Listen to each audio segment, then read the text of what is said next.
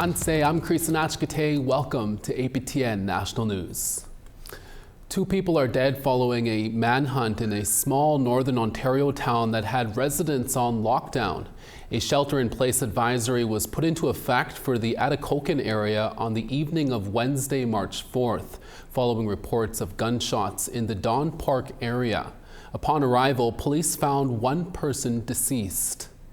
Atikokan, roughly 200 kilometers west of Thunder Bay, went into complete lockdown while police searched for 2 possible suspects believed to be armed and dangerous. On Thursday, March 5th at approximately 9:30 p.m., OPP members located the first suspect deceased. Shortly after, the second suspect was located and taken into custody without incident. 24-year-old Landon Andrew Louise Oskinigish of Atikokan has been charged with second-degree murder. He remains in custody and has a court date of March 13th. No other information was provided about the first victim and deceased suspect. As part of a 3-month investigation into high-level drug trafficking, Manitoba RCMP have seized approximately $1.5 million in illicit drugs and cash. 35-year-old Anthony Tran has been charged after the investigation revealed a suspect distributing large amounts of cocaine in communities across the province.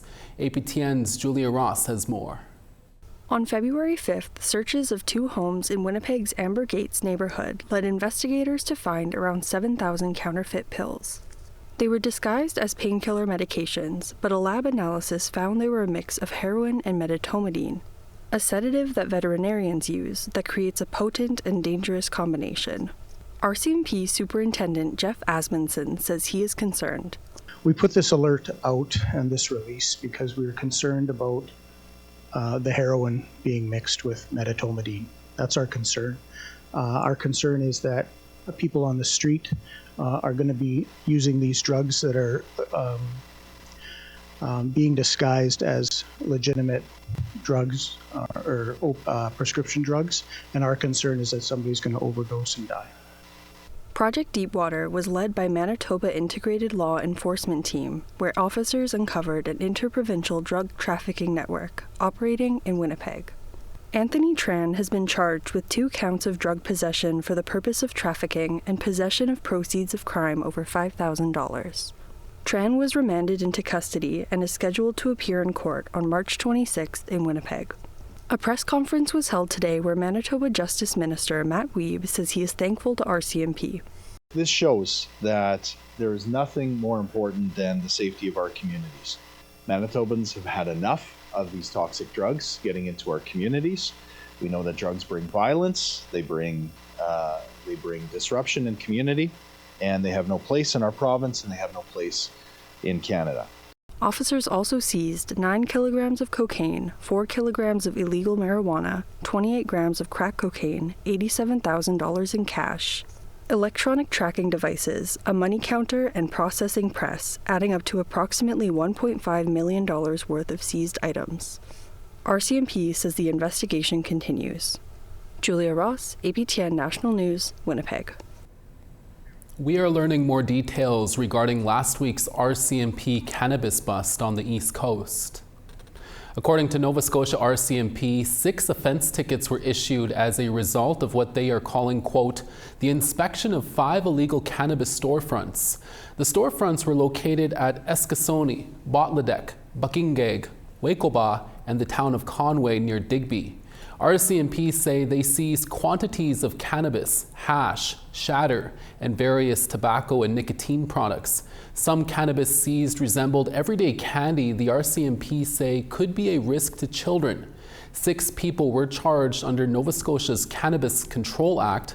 RCMP say they will continue enforcing provincial cannabis laws with a focus on public safety, adding that the products seized often come from organized crime groups, are unregulated, and could pose health risks. Meanwhile, the Pictou Landing First Nation is threatening legal action against Nova Scotia and the RCMP for the raids that happened on Mi'kmaq territory, adding, The enforcement of provincial cannabis laws on reserve raises serious concerns and risks, undermining the honor of the Crown, while disregarding the legal and historical agreements that define the relationship between the Mi'kmaq Nation and the Government of Canada. Saskatchewan RCMP is in need of the public's help in locating a man who has been missing for almost a month. Saskatchewan RCMP is looking for 40-year-old Stanley Severite, who was last seen in the town of Kamsack on February 15th. Severite, who also goes by the names of Stanley Strongquill or Junior Strongquill, is 6'3", 230 pounds with brown eyes and brown hair with red and orange coloring. He was last wearing a black hoodie with red pants and has letters tattooed on one finger and a small handprint tattoo on his right hand. Severite is also known to travel to Yorkton, Saskatoon, and Regina. If anyone knows where Stanley Severite is, you're asked to contact RCMP or Crime Stoppers. RCMP in BC is renewing its calls for the public's help in locating a First Nations woman who went missing in January on Vancouver Island. BC RCMP is looking for 34-year-old Rosemary Harry, who was last seen on January 28th in downtown Duncan on Vancouver Island. Harry wasn't reported missing until February 4th. Harry is 5 feet tall, 141 pounds with black hair and brown eyes. RCMP say her family is concerned for Harry's health and well-being, adding that it is out of character for her to not contact her family for this long. North Cowichan and Duncan RCMP say they have done extensive investigative steps in trying to find Harry, including conducting numerous interviews and reviewed dozens of CCTV surveillance footage from local businesses and homes in the Duncan area. Search and rescue crews have also attempted to find Harry, including a number of RCMP helicopters. If anyone knows where Rosemary Harry is, you're asked to contact BC RCMP at 250-748-5522 or Crime Stoppers. The first sitting of the new Nunavut Legislative Assembly is now underway. This is the first full sitting since the members were elected last year and were sworn in. Cabinet members gave portfolio and meeting updates since taking office, including those held in Ottawa during the First Minister's Conference in January. Regular members of the Legislative Assembly brought updates from their ridings and also recognized Nunavummiut and Nunavut organizations who have helped their communities. Members also took the time to support Nunavut athletes taking part in the Arctic Winter Games in Whitehorse. Following that, members asked questions of the government on a variety of topics, including housing, infrastructure, and health. It is vitally important that cancer be caught early before it is too late. Can the Minister describe some of her department's initiatives in the area of cancer screening? Thank you, Mr. Speaker. The Department of Health has been organizing and implementing a population-based colorectal cancer screening program, which launched officially in May 2025 in Rankin Inlet. Community engagement activities were also held in Kimmirut, Clyde River, and Iqaluit throughout the spring. And the Department of Health is prioritizing building a dedicated cancer screening registry and developing an effective and efficient patient follow-up process. When we come back, we'll bring you an update on the Arctic Winter Games in the North. Stay with us.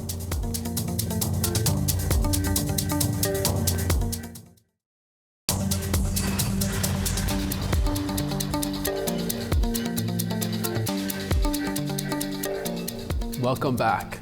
The Arctic Winter Games is officially underway in Whitehorse, with 2,000 athletes from across the circumpolar north parading into a celebration of sport, culture, and community. Our APTN reporter Charlotte Morit-Jacobs takes us into the heart of the action and checks with those who hold these games near and dear to their heart. The Arctic Winter Games begins not just with fireworks and fanfare, but with a flame that's waited 6 long years to burn. Athletes from 8 circumpolar regions fill Shipyards Park. Team Alaska, Greenland, Northern Alberta, Nunavut, Sampi, and host Yukon. And for Peyton Dyer Arnavagak, Team Nunavut's flag bearer, this moment is deeply personal. my coaches and like my teammates not only believe that I can represent our basketball team, but all of Nunavut, and also bring the energy, passion, and determination that Nunavut will bring to the games. The little girls back in my community, and they're like, "Oh, Peyton, I'm so proud of you." And then the national anthem, but not as you've heard it before. Yukon Community Choir performs O Canada in French, English, and Southern Shoshone.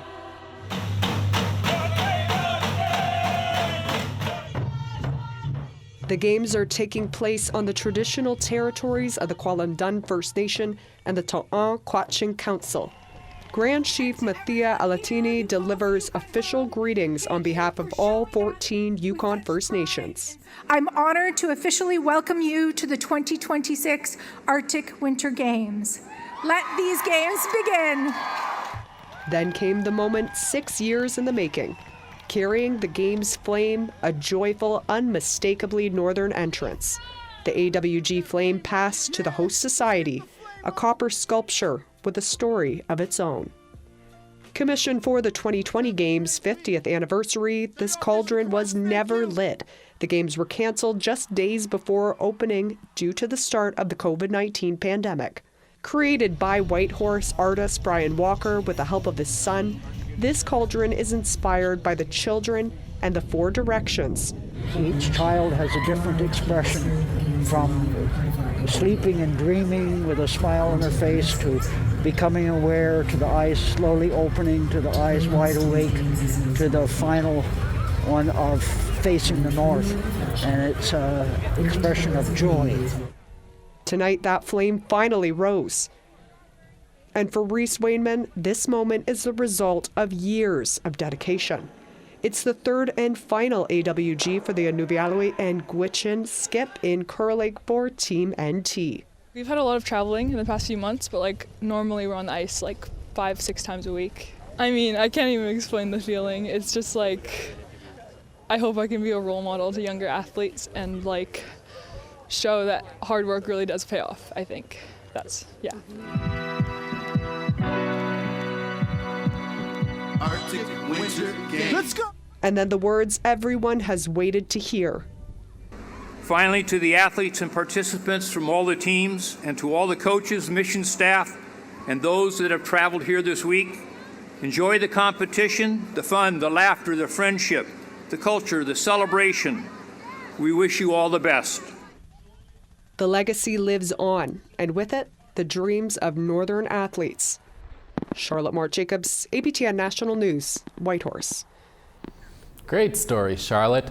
With day 1 almost wrapped up in Whitehorse, athletes who have trained hard to get to these games are aiming for gold in their respective team and sport. Here's a look at the latest medal count. Team Yukon is currently off to a good start in the lead with 9 ulus, 4 of which are gold, 2 silver and 3 bronze. And with Team Alaska with 7 ulus, 3 gold, 3 silver and 1 bronze. Team Alberta North so far has a gold, silver and bronze ulu. Team NWT and Greenland have 2 ulus apiece. Team Nunavut has 1 ulu so far. And Team Sampi from Scandinavia just got their first ulu, a bronze. And Team Nunavut from Northern Quebec is searching for their first ulu of the Games. Stay tuned tomorrow for coverage of the Arctic Winter Games here at APTN.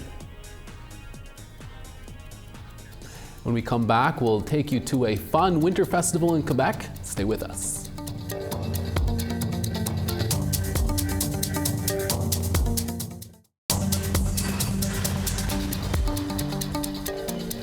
Welcome back. Time now for our photo of the day. The Arctic Winter Games officially opened Sunday in Whitehorse. Here's a shot from APTN's Jordan Hasselbeck. If you're at the Games, send us your photos to share at aptn.ca. Time now to take a look at tomorrow's weather forecast.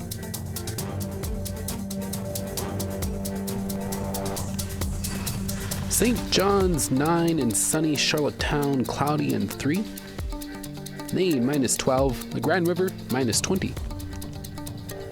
-2 in Saguenay, Quebec City cloudy and 5.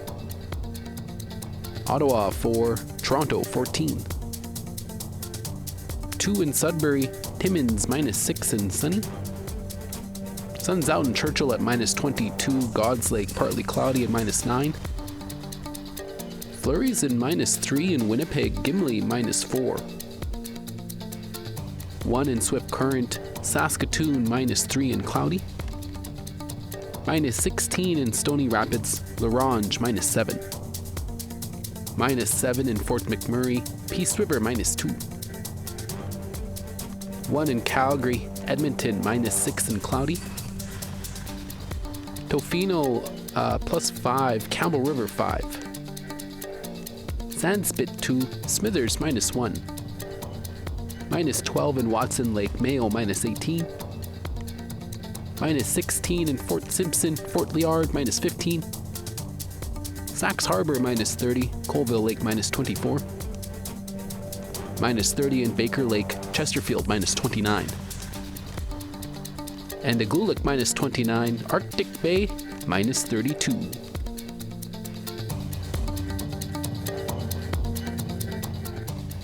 A group of artists from Nunavut and Montreal are fundraising for a new project aimed at getting Iqaluit youth into music. APTN's Justin Hardy reports. The Siku Electronic and Art Exchange project will begin with a live show designed to spark interest in music among young people in the community. After that, organizers plan to purchase professional-grade DJ equipment that local artists will be able to use. Iqaluit already has a vibrant and growing music scene, with more and more Iqalumiit trying their hand at performing and producing. The online fundraiser for the project so far has raised just over $5,000 of the $25,000 needed for both phases of the project.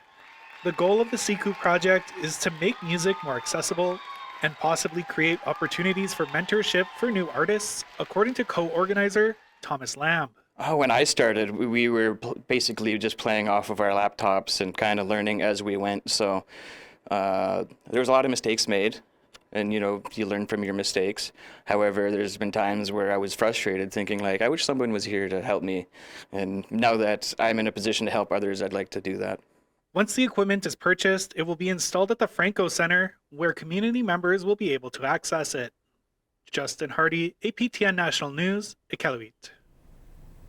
And finally for us, Quebec's winter transforms into a field of exploration during a biannual art event that is unique in the world. And as APTN's Kim Sullivan reports, this year's theme naturally gave the event a strong Indigenous voice. Jacques Cartier, dans son deuxième voyage, qui dit que les gens au Hochelaga, ils ont porté les Français sur leur dos. C'est comme une marque d'hospitalité. Wendat artist Nicolas Renaud participates in Manif 12, the only winter art biennial in North America, which is taking the city of Quebec by storm. Ça pouvait à la fois vouloir dire soutien et hospitalité, ou quelqu'un prend une ride sur ton dos, tu te fais exploiter. He is part of a strong Indigenous representation, accounting for 21% of the 60 invited artists, both local and international. L'image est vraiment gravée. Zizi Morelli is the curator of the biennial. Performance art history and performance art in general has a really strong history by Indigenous artists. I think of people like Rebecca Belmore, Shelley Nairo, Laurie Blondo, who will be part of the biennial. These are artists who really shaped the medium, shaped the discipline, and just continue to be avant-garde and just at the helm of it. And so for me, in doing a performance-based biennial, it was obvious that I wanted these people to be part of it. I also think that thinking about the land and thinking about bodies engaging the land and the landscape meant that it was inevitable that we had to, or that it was inevitable to speak about Indigenous artists. Morelli developed this year's theme, which is rooted in the territory. It's called Briser la glace, Splitting Ice, a node to our Quebec winters and how, with our bodies, we encounter the landscape and perform with this cold, this snow, this ice, this winter space here and elsewhere. For me, performance is a lot more than that. It's really expansive. It's actually everywhere in our lives. We perform our identities, we perform the way we are. And so a perfect example of that is that we can find performance in sculpture and installation and in other mediums. Like in the work of Jesse Kleeman from Greenland, says Morelli, a giant iceberg that breathes, inflating and deflating, a nice sculpture that transposes the idea of climate change. Ici, on observe une œuvre de Jordan Bennett qui s'intitule Ice Fishing. The audience also becomes a performer in the spaces, as is the case for this installation by a Mi'kmaq artist. C'est partiellement sculptural, partiellement installatif, partiellement numérique.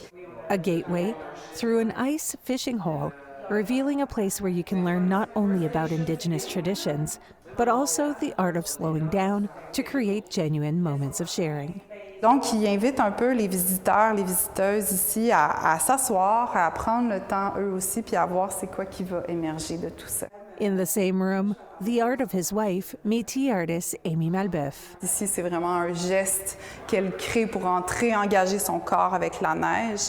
Puis, graduellement, on va la voir retirer une épaisseur, puis une autre de vêtements, pour graduellement se retrouver avec des piles de tissu à ses pieds et s'étendre elle-même nue au sein du territoire.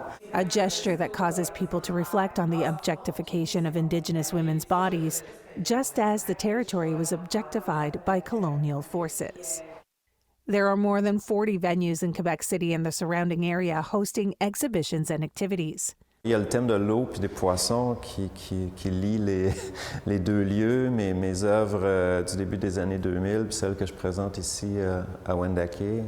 According to him, the decades that separate his work have also made his artistic process more complex and diverse. Quand j'étais jeune, être en partie autochtone, c'était qu'on allait dans le bois puis j'avais des oncles des tantes qui faisaient de l'artisanat et des choses comme ça, mais les enseignements philosophiques, politiques, écologiques, spirituels, c'était plus distant.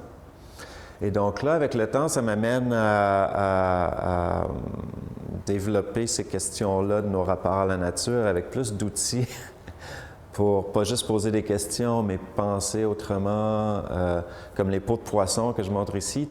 The art exhibited as part of Manif 12 offers a wide range of approaches and experiences. On voit la façon que l'aurore boréale apparaît sur le mur derrière.